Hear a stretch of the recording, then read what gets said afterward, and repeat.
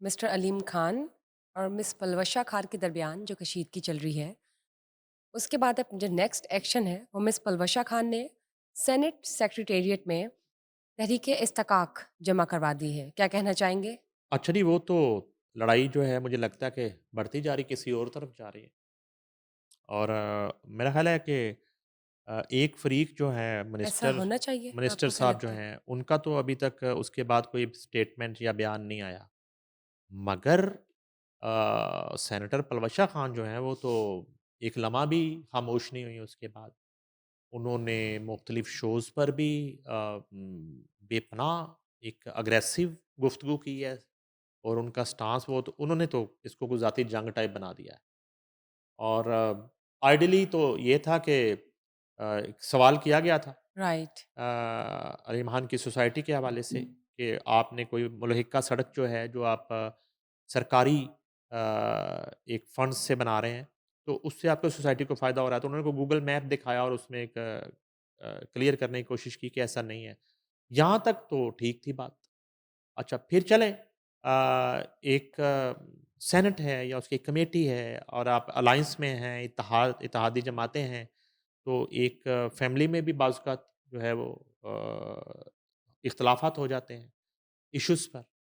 तो उसको वहाँ भी हल किया जा सकता था मगर उसकी वीडियोज़ का इस तरह लीक होना, अब पता नहीं ये स्क्रिप्टेड था सारा मामला और इसके पीछे क्या मकासद थे, ये कोई इतना सादा मामला नहीं है। उसकी रीज़न है कि पलवश खान अब जो गुफ्तगू कर रही हैं, वो तो मीडिया टॉक्स की हैं उन्होंने कंज़ेक्टिव ताबड़तोड़ किस्म की और उनके जो अल्फ़ाज़ हैं, वो तो वो कहती हैं कि अगर मुझे किसी जानवर ने काटा, तो टीके उस जानवर को लगेंगे या उस जानवर को भी टीके लगेंगे, इस तरह के अल्फ़ाज़ का वो इस्तेमाल कर रही हैं। और वो अंधों को भी नज़र आ रहा है कि वो किसके बारे में ये अल्फ़ाज़ इस्तेमाल कर रही हैं।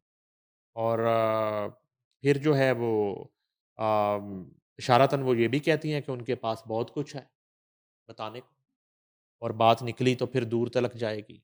लोग बेसबब उदासी की वजह पूछेंगे। उँगलियाँ उठेंगी सूखे हुए बालों की तरफ, काँपते हाथों पे तंज़ किए जाएँगे। ये पूरा शेर बोला है तुम उन्होंने। उनकी बात पे ध्यान मत देना, अपने आप पर कोई इल्ज़ाम मत देना क्योंकि बात निकली तो फिर दूर तलक जाए। तो हालात यहाँ तक पहुँच गए हैं मिस। तो अब ये हुआ है कि सेनेटर पलवशा खान ने वफ़ाकी वज़ीर मवासलात अब्दुल अली महान के खिलाफ सेनेट सेक्रेटेरिएट इस्लामाबाद में तहरीक इस्तेहकाक जमा करा दी। लेकिन सर आपको क्या लगता है ऐसा होना चाहिए था या नहीं? मुझे तो सर्दी लग रही है फ़िलहाल और मुझे कुछ नहीं लग रहा इस वक़्त। और ये नहीं होना चाहिए था तो आप इन ईवानों में जो पाकिस्तान के सबसे बड़े ईवान हैं उसकी मीटिंग्स में आप बैठे हैं, आप उसको रिप्रेज़ेंट कर रहे हैं, तो ये तो आपको सोचना चाहिए कि ये होना चाहिए या नहीं होना चाहिए। और ये जो आप वोट लेके आए और आप सेनेट में आए, आप 47 के सेनेटर हैं, 45 के सेनेटर हैं, आप 45 के मिनिस्टर हैं, 47 के मिनिस्टर हैं, मगर अब आप हैं, आपके काँधों पे ज़िम्मेदारी है।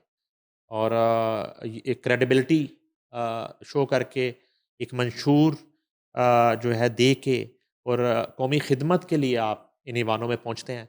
मगर ये तो मेरी नज़र में वेस्टेज ऑफ टाइम है, इस तरह के मामलात और ये अच्छा है हाँ, अलबत्ता ये ज़रूर है कि मेबी किसी वक़्त जो है वो आसिफ़ अली ज़रदारी साहब या बिलावल भुट्टो ज़रदारी साहब वो दोनों में मफ़ाहमत के जो जरासीम हैं, उनकी कसरत है। तो मेबी वो इंटरफेयर करें, तो क्योंकि इधर की बात करें तो वो तो खुद करता-धरता है अपनी पार्टी के। उन्हें उन्हें कौन पार्टी में वो अपनी पार्टी के तो खुद बड़े हैं अलीम खान, तो उन्हें तो नहीं कोई बात समझा सकता। अलबत्ता ये और नून लीग भी इस मामले में थोड़ा-सा मुझे लगा कि जैसे परवेज़ रशीद साहब उस दिन पलवाशा खान ने खुद कहा कि परवेज़ रशीद साहब का जो रोल है, हुँ। उस कमेटी को जो चेयर कर रहे थे उस वक़्त, वो कहती कि वो मुझे समझ नहीं आया। वो चाहते तो उस वक़्त मामला रफ़ा-दफ़ा हो जाता, ख़त्म हो जाता। उन्होंने ये भी इशारा किया। तो नून लीग की तरफ से मुझे नहीं लग रहा कि इस लड़ाई को ख़त्म करने की कोशिश की जाए या की जाएगी। हाँ, अलबत्ता पीपल्स पार्टी इस हवाले से या मेबी अलीम खान जो है वो खुद बात करें आसिफ़ अली ज़रदारी से। सदर पाकिस्तान से, और वो उनका इशारा ही काफ़ी है पलवशा बीबी को। तो अच्छा, इस्तेकाक फ़िलहाल जमा करा दी उन्होंने। सेनेटर पलवशा खान की तहरीक इस्तेकाक के मुताबिक वफाकी वज़ीर अब्दुल हलीम खान ने फ़ंड्स पर सवाल का जवाब देने के बजाय चिल्लाना शुरू कर दिया था। तहरीक इस्तेकाक में कहा गया है कि वफाकी वज़ीर अब्दुल हलीम खान ने तज़हीक और धमकी आमेज़ ज़ुबान इस्तेमाल की। वाज़ेह रहे कि चंद रोज़ कबल सेनेट की कायमा कमेटी बराए मवासलात में वफाकी वज़ीर अब्दुल हलीम खान और पलवशा खान में तलख़ कलामी हो गई थी। अब्दुल हलीम खान ने पलवशा खान को शट अप कहा था। जवाब में पलवशा ने उन्हें यू शट अप कहकर पुकारा था, और सेनेटर परवेज़ रशीद की बीच बचाव करवाने की कोशिशें भी रायगां गईं। परवेज़ रशीद सेनेटर पलवशा खान और अलीम खान को खामोश करवाते रहे। पीपल्स पार्टी की सेनेटर पलवशा खान ने अलीम खान को मुखातिब करते हुए कहा कि तुम हो कौन इस तरह की बात करने वाले? जिसके जवाब में अलीम खान बोले, आप इज्जत करेंगे तो आपकी इज्जत हम करेंगे। दरी असनाद सेनेटर पलवशा खान ने ऑनलाइन किरदार कुशी के मामले पर national cyber crime investigation agency में दरखास्त दायर कर दी। सेनेटर पलवशा खान ने अपनी किरदार कुशी के खिलाफ मुनज़्ज़म ऑनलाइन मुहिम पर national cyber crime investigation agency को कंप्लेन जमा करवा दी है। दरखास्त में उन्होंने पीका एक्ट के तहत किरदार कुशी करने वालों के खिलाफ कार्रवाई की इस्तदा की है। पलवशा जई खान के खिलाफ सोशल मीडिया पर झूठा और हद तक अमेज मवाद फैलाया गया। दरखास्त में कहा गया कि डीप फैक्स और दीगर वीडियोज के जरिए पलवशा खान की साख को नुकसान पहुंचाया गया, जबकि सोशल मीडिया पर नफरत अंगेज मुहिम, सिनफी जुबान और धमकियों का इस्तेमाल किया गया।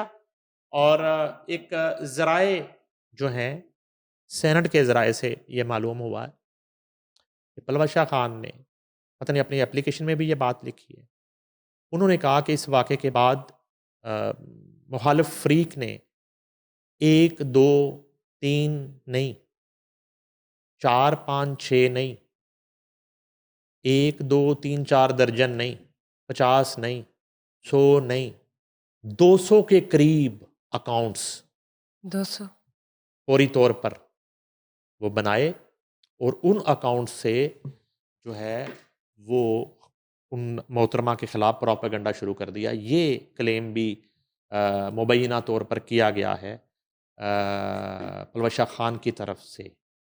अब इसमें कितनी सदाकत है, वो तो मामला एनसीसीआईए में है और पीका में चला गया है। तो अब जैसे इस हवाले से इन्वेस्टिगेशन होती है, अब डिपेंड करता है कि दूसरे फरीक जो हैं वो उन्हें कॉल अप नोटिस जारी किया जाता है, नहीं किया जाता। राइट। तो ये है कि आम आदमी को, डकी को, रजब भट्ट को, सिस्ट्रोलॉजी को, और अगर कोई मीडिया पर्सन कोई बात करता है उसको, तो ये कॉल अप नोटिस जो हैं वो जाते हैं। रूटीन है। जी, जी। तो अब इस लेवल पे कॉल अप नोटिस जो है वो जारी होता है, और फिर उस नोटिस पे क्या वो जाते हैं, जवाब जमा करवाते हैं।